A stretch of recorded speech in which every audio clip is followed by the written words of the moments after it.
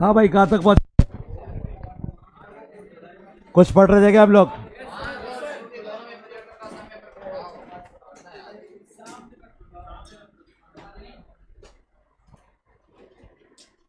यानी कि बहुत ही इंपॉर्टेंट टॉपिक पढ़ने जा रहे हैं हम। बड़ा गेट बंद कर दिया जाए।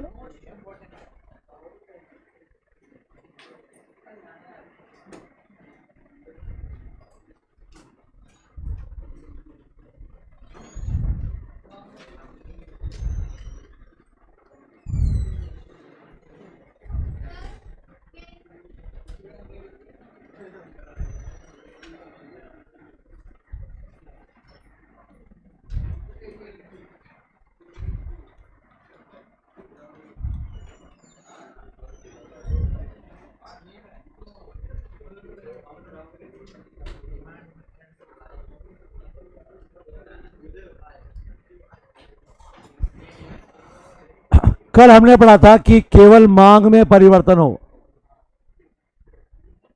तो उसका साम्य पर क्या प्रभाव होता है, और केवल पूर्ति में परिवर्तन हो तो उसका साम्य पर क्या प्रभाव होता है।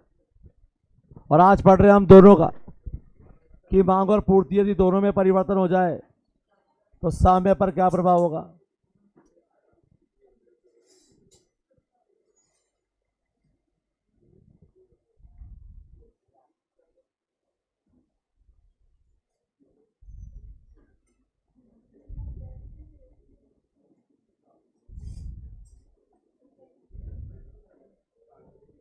तो बेटा, मांग वक्र डीडी पूर्ति वक्र एसएस को ई बिंदु पे काट रहे हैं बेटा, तो साम्य का हो गया बेटा ई बिंदु पे हो गया।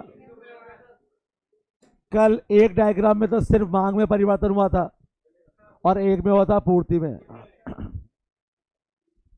आज परिवर्तन होगा दोनों में। तो मांग डीडी से बढ़कर डी वन हो गई बेटा, डीडी से बढ़कर, और पूर्ति एसएस से बढ़कर हो गई एस वन। तो नए मांग वक्र ने नए पूर्ति वक्र को E1 बिंदु पे काटा, जिससे साम्य मात्रा भी बढ़ी, साम्य मूल्य भी बढ़ा। तो ये है कंक्लूजन नंबर 1। भैया ये फाइनल कंक्लूजन नहीं है, ये सिर्फ है कंक्लूजन नंबर 1। और कंक्लूजन नंबर 1 ये कहता है कि यदि मांग और पूर्ति दोनों बढ़ते हैं, यदि मांग और पूर्ति दोनों, तो साम्य मात्रा भी बढ़ती है, साम्य मूल्य भी बढ़ता है। लेकिन ये आखिरी कंक्लूजन नहीं है बेटा, सिर्फ फर्स्ट है बेटा, क्योंकि अभी और भी कुछ संभावनाएं यहां पर हैं, यानी और भी कुछ यहां पर हो सकता है। मांग वक्र डीडी, पूर्ति वक्र एसएस, ई बिंदु, ओ क्यू मांग और पूर्ति, ओपी कीमत। अब मांग डीडी से बढ़कर डी वन हो गई बेटा, डी1, और सप्लाई एसएस से बढ़ गई हो गई एस वन। तो नए मांग वक्र ने नए पूर्ति वक्र को E1 पे काटा। चूंकि मांग और पूर्ति बढ़े हैं इसलिए मात्रा यहां पर भी बढ़ी है, लेकिन मूल्य घट गया बेटा यहां पर। तो नंबर 1 ने यह कहा कि अगर मांग और पूर्ति दोनों बढ़ेंगे, मांग और पूर्ति, तो भैया मात्रा भी बढ़ेगी और मूल्य भी। लेकिन कंक्लूजन नंबर 2 ये कह रहा है कि अगर मांग और पूर्ति दोनों बढ़ेंगे तो मात्रा तो बढ़ेगी, मात्रा तो, लेकिन मूल्य घटेगा। मात्रा बढ़ेगी लेकिन मूल्य, ये भी आखिरी कंक्लूजन नहीं है, ये है कंक्लूजन नंबर 2। आइए आइए,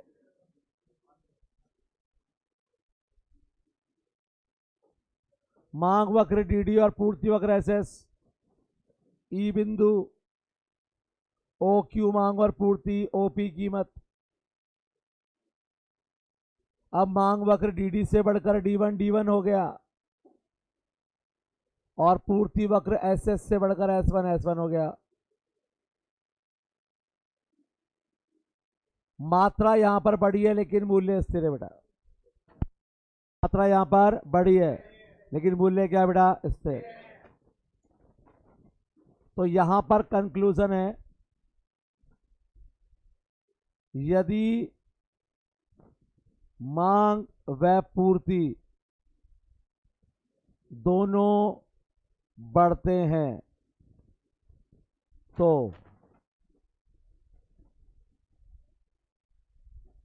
मात्रा बढ़ेगी, मूल्य बढ़ेगा। मात्रा बढ़ेगी, मूल्य घटेगा। मात्रा बढ़ेगी,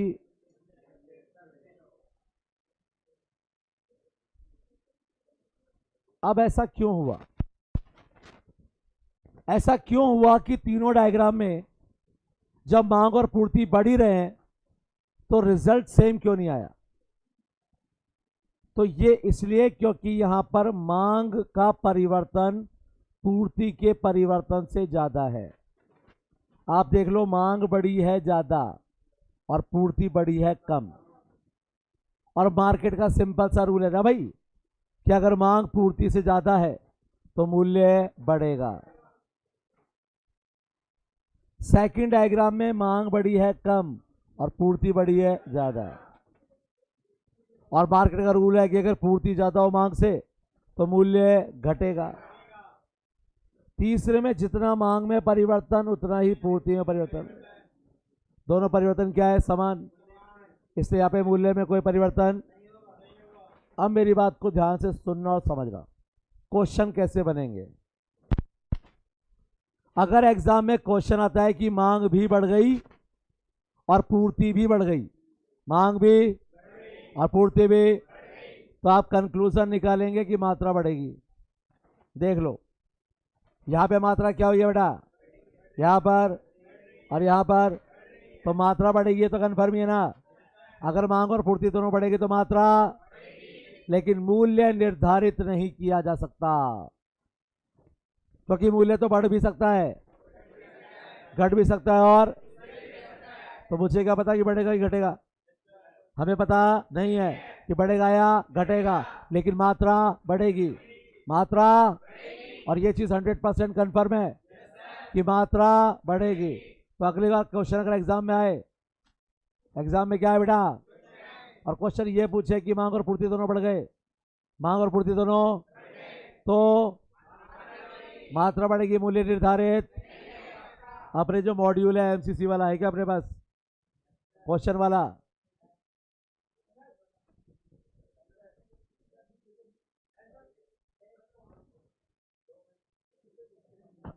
बेटा मुझे तो क्वेश्चन सॉल्व कराना है, सबके पास वो है क्या? एक एक लाइन में एक एक अवेलेबल है के? कितने लोगों के पास ये बुक अवेलेबल है अभी? 1 2 3 4। अरे एक एक लाइन में एक एक भी नहीं है क्या?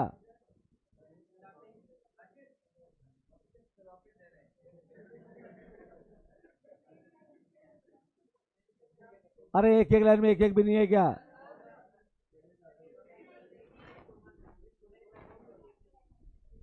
तो आप एक काम करो, आप ये डायग्राम बनाओ, तब तक मैं इस पे अपलोड करवाता हूं। बनाओ। हाँ बेटा, सॉरी, कौन क्या कहना चाहता है भाई? गति पे? अरे कतिपय कारण कारण ही होते हैं, रिलेटेड रीजन। किस चीज के कारक? कारक तो हम कारण को कह सकते हैं, या किस वजह से ऐसा हुआ उसको कह सकते हैं बेटा। कई बार कारक जो है बेटा वो उत्पादन के साधनों के लिए भी इस्तेमाल होते हैं बेटा। तो क्वेश्चन क्या है पूरा बताओ। कतिपय कुछ नहीं होता, कारक होते हैं बस।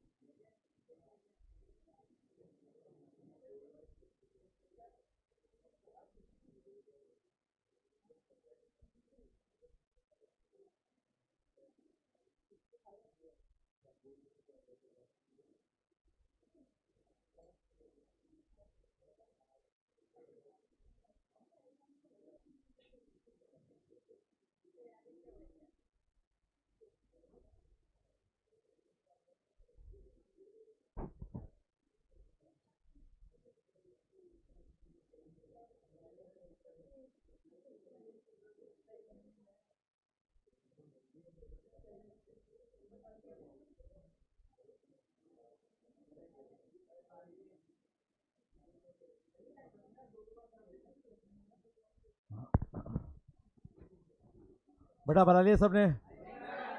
हाँ बनाइए बनाइए।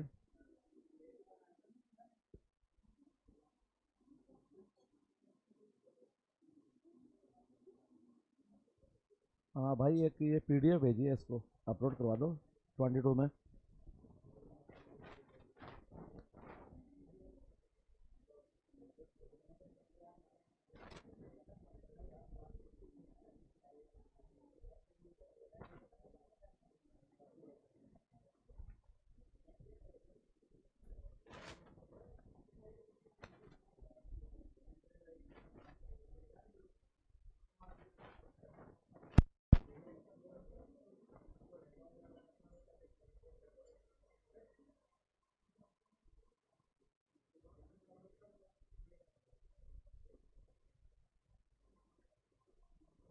पीडीएफ हाँ।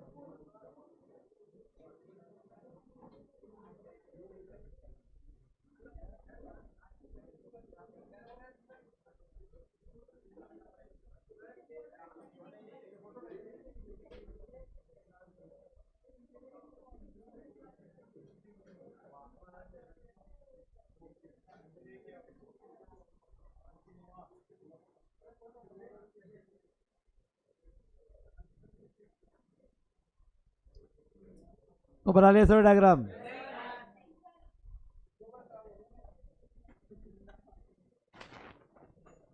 बनाओ बेटा बनाओ।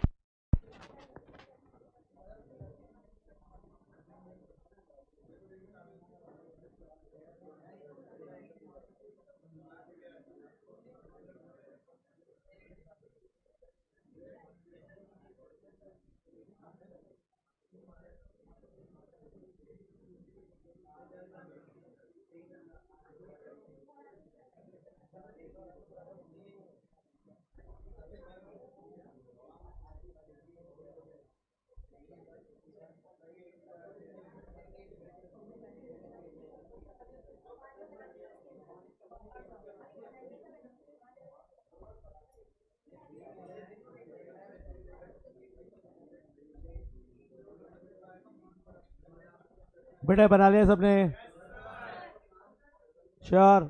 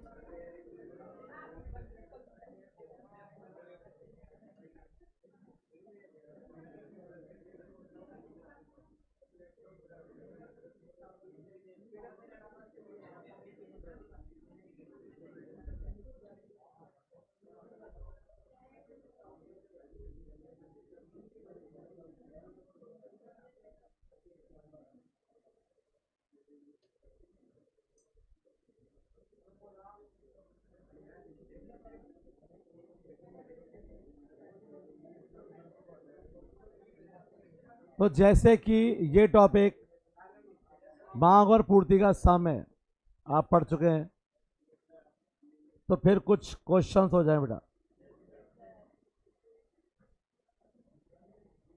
बोलिए बेटा।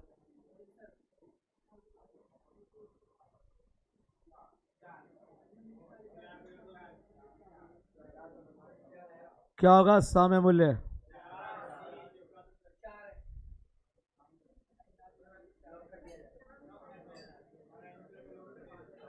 सो राइट आंसर इज 4। जहां पे मांग और पूर्ति बराबर होंगे वहीं पर क्या होगा बेटा? साम्य। Question number 24।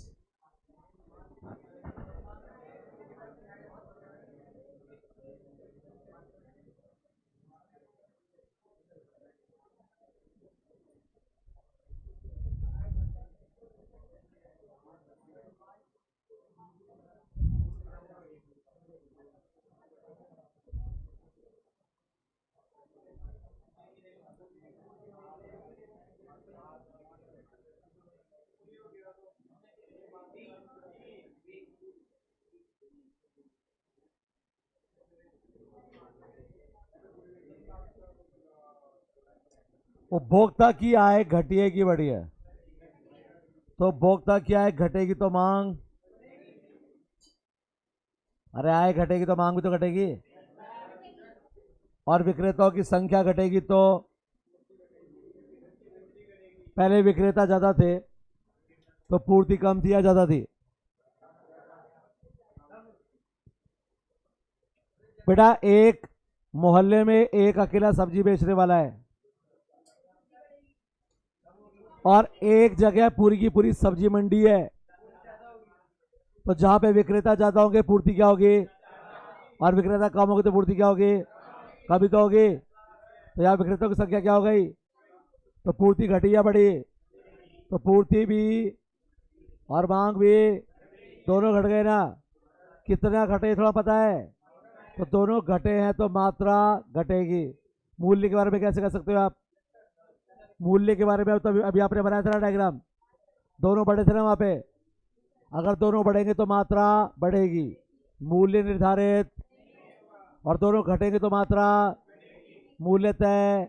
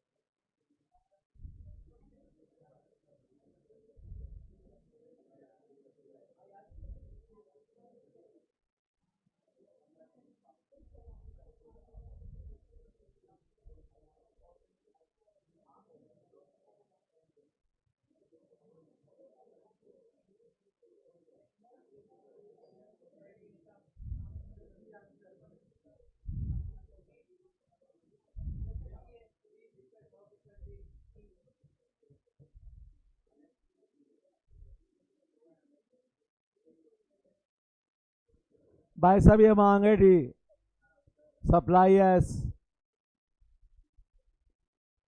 कैमरे की सप्लाई बढ़ गई भाई साहब,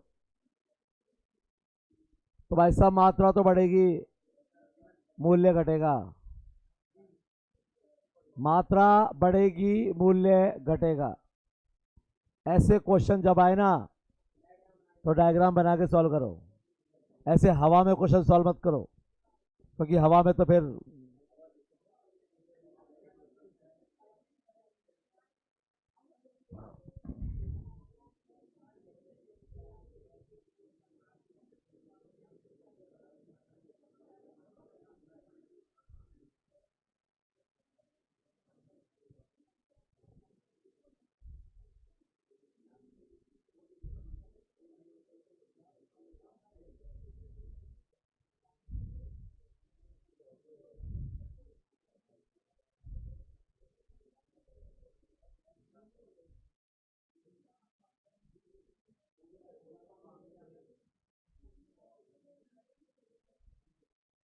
बोलिए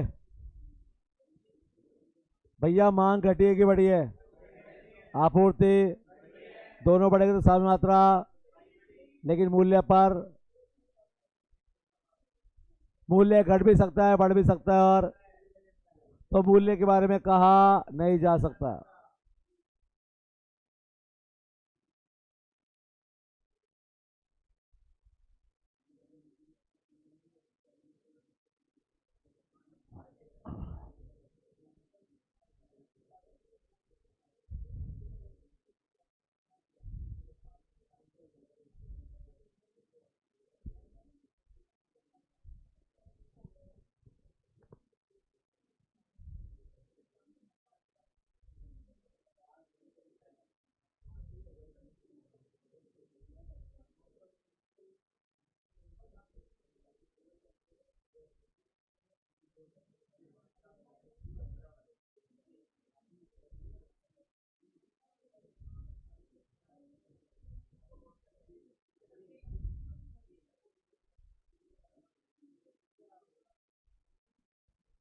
भाई साहब प्रौद्योगिकी सुधर गई, टेक्नोलॉजी सुधर गई, पूर्ति घटेगी कि बढ़ेगी? पूर्ति, और लोग कंप्यूटर के नए नए प्रयोग खोज रहे हैं तो मांग घटेगी बढ़ेगी? तो मांग भी बढ़ी और पूर्ति भी, दोनों बढ़े हैं तो मात्रा, लेकिन मूल्य। ऐसा क्वेश्चन आएगा भैया, सॉल्व हो जाएगा क्या? अगर मांग या पूर्ति में से कोई एक ही बढ़ रहा हो तो वहां तो हमारे पास एग्जैक्ट आंसर है, लेकिन जहां पे दोनों ही बढ़ रहे हो या दोनों ही घट रहे हो वहां पर हमारे पास कोई एग्जैक्ट आंसर नहीं है। तो वहां अगर दोनों बढ़ रहे हैं तो मात्रा बढ़ेगी, और दोनों घट रहे हैं तो मात्रा, लेकिन मूल्य तय। तो ऐसे क्वेश्चन हो जाएगा क्या भाई? पक्का? बहुत बढ़िया।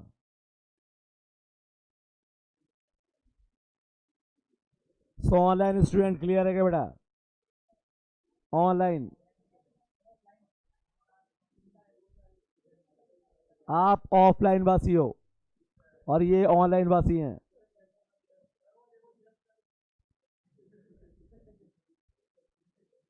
हाँ तो क्लियर है तो अच्छी बात है बेटा, गुड। आयुषी, सचिन, अंकित, भावना, चलिए बेटा अब हम इस चैप्टर में जो और इंपॉर्टेंट पार्ट है उस तरफ बढ़ रहे हैं बेटा। यहां पर हम तीनों बाजारों में, अब सॉरी चारों बाजारों में, पूर्ण प्रतियोगिता, एकाधिकारात्मक प्रतियोगिता, एकाधिकार, अल्पाधिकार, इसमें संतुलन पढ़ने जा रहे हैं बेटा, यानी कि इन सब बाजारों का संतुलन। लेकिन सबसे पहले इनकी विशेषताएं और अंतर जानेंगे बेटा आप लोग। तो आप एक टेबल बनाएंगे जिसमें आप 3 कॉलम बनाएंगे। पहला कॉलम होगा पूर्ण प्रतियोगिता, दूसरा होगा एकाधिकारात्मक प्रतियोगिता और तीसरा होगा एकाधिकार।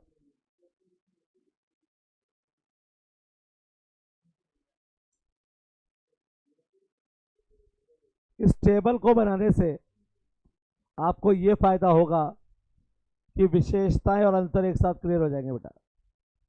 जब आप इसको ऐसे पढ़ेंगे तो इनकी विशेषताएं और ऐसे पढ़ेंगे तो इनका अंतर, तो विशेषता अंतर एक साथ ही क्लियर।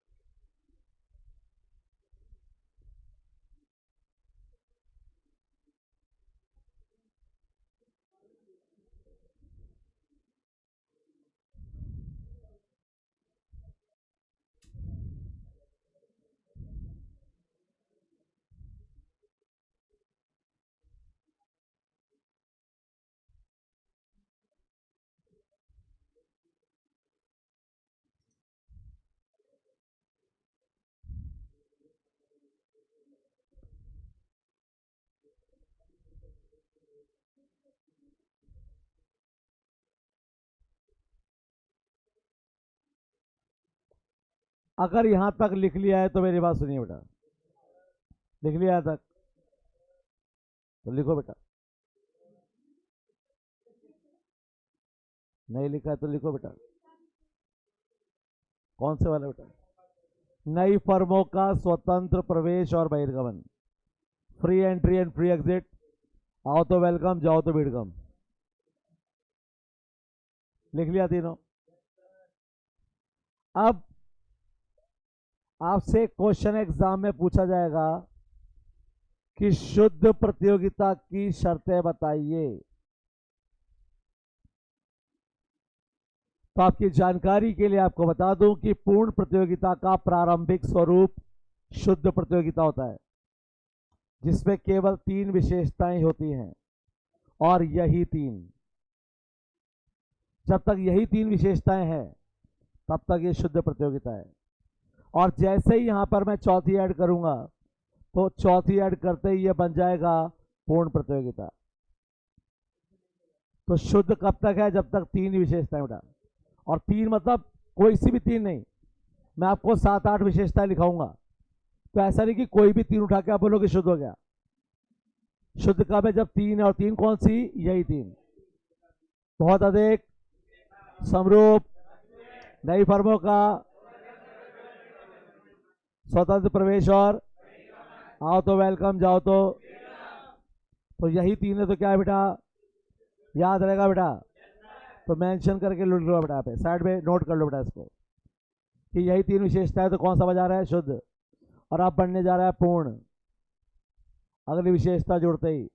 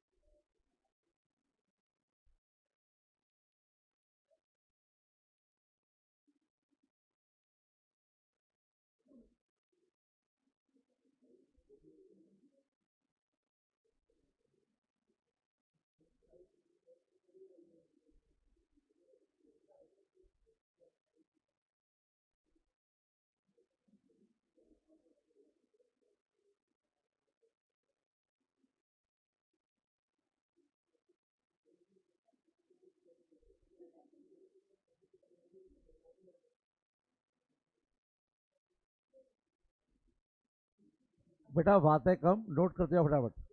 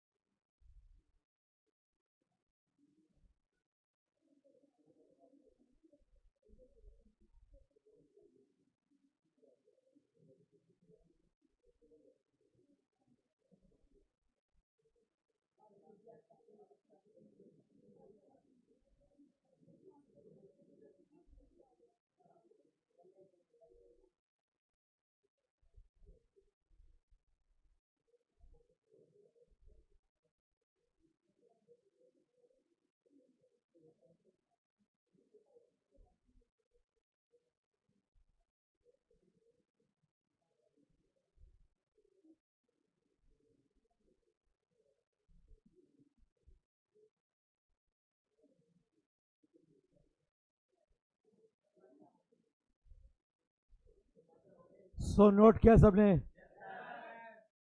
चले बेटा आगे, तो समझना शुरू कीजिए बेटा।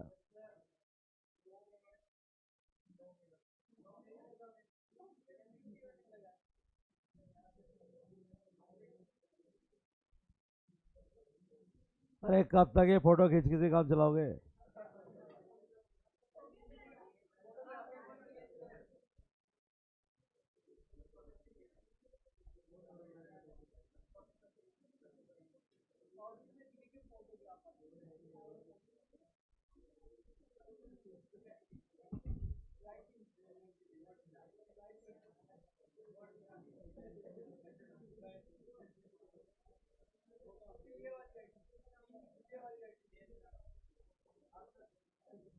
बेटा राइटिंग के नंबर मिलने मत हो गए अब आप प्रोफेशनल स्टडी में आ गए, वहाँ राइटिंग के नंबर नहीं होते वहाँ पे। तो जो आंसर लिखा है वो सही होना चाहिए बस।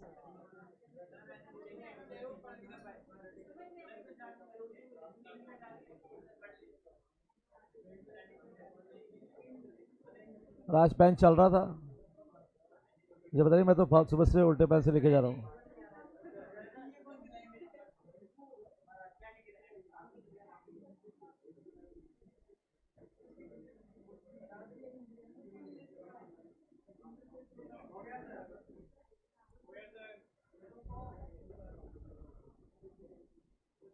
तो सबसे पहले विशेषता देख लीजिए बेटा। पहली विशेषता जिसके बारे में आप जानते हैं कि पूर्ण प्रतियोगिता में विक्रेता बहुत ज्यादा होते हैं, जबकि एकाधिकारात्मक में और एकाधिकार में सेकंड यहाँ पे वस्तु क्या होती है? स्वरूप मतलब गुण, किस्म, रंग, आकार, वजन, पैकिंग, कीमत, सब क्या होता है बेटा? और इसलिए काल्पनिक बाजार है, वास्तविक बाजार। जबकि बाजार में क्या होता है?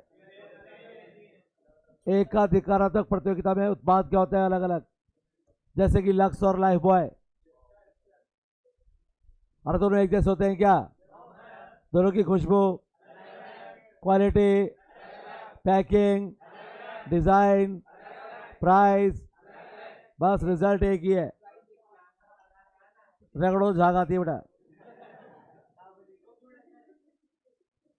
हाँ, स्थानापन्न वस्तुओं का भाव, एकाधिकार में स्थानापन्न नहीं होते बेटा। जैसे भारतीय रेल का कोई स्थानापन्न नहीं है। अगर आपको ट्रेन में यात्रा करनी है तो आपका एक ही ऑप्शन है, भारतीय रेल। यहां पर होता है नई फर्मों का, क्योंकि फर्मों की संख्या इतनी ज्यादा है कि किसी के आने से या चले जाने से। अब मान लो कि इस क्लास में 25,000 बच्चे होते हैं। कितने बच्चे होते हैं? तो दो चार आए या ना, पता भी नहीं चलता क्या 100 150। अरे बेटा,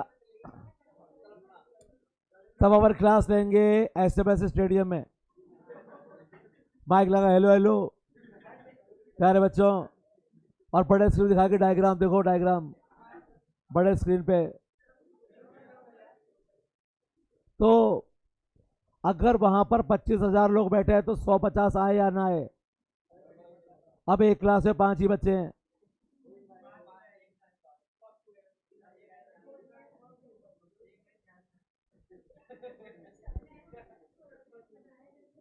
एक स्कूल में संस्कृत के टीचर थे, जो 12th क्लास में बच्चे साइंस सब्जेक्ट लेते हैं, तो संस्कृत भी सब्जेक्ट होता है।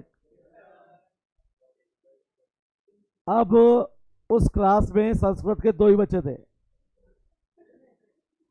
मैंने कहा भाई तेरा जो रिजल्ट आएगा वो खतरनाक ही होगा, या तो 100%, दोनों पास हो गए तो, एक फेल हो तो 50%, दोनों फेल हो गए 0%। अब उस 2 में से अगर एक भी ना आए तो मैटर करता है बेटा, लेकिन 25,000 में से 100 भी ना आए तो कोई फर्क। जयपुर में गोलगप्पे वाले कितने हैं बेटा?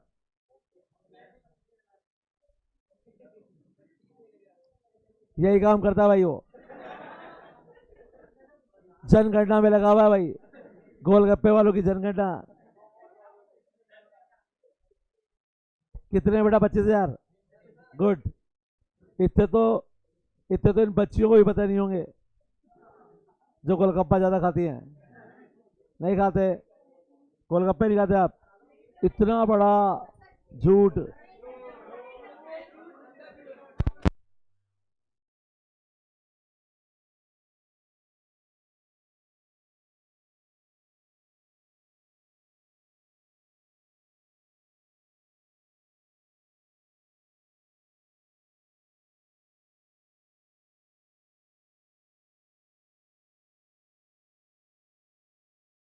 ट्रीज पता लगेगी जहाँ पे वो बनती है गोलगप्पे, तो वहां पे मजदूर आटे को पैर से आटा लगा रहे थे, चल चल के उसके ऊपर। अब ऐसे नीचे आटा है और लोग पैरों से चल रहे हैं उसके ऊपर, और आटा सेट कर रहे हैं पहले तो। दूसरी बात, पानी बनाने के लिए नमक का तेजाब आता है, जिससे टॉयलेट साफ, वो डाल रहे थे अब, ताकि पानी खट्टा हो जाए।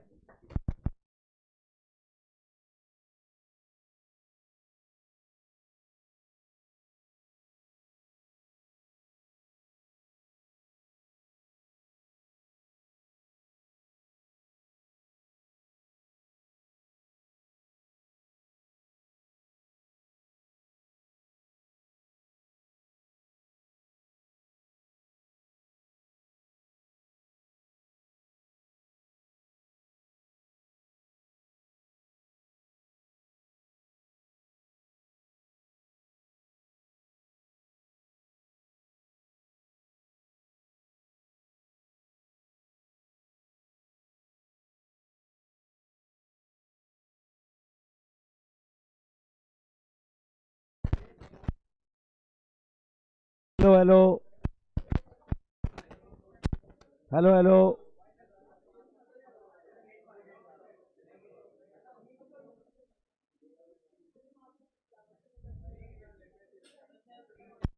आवाज आ गई भाई।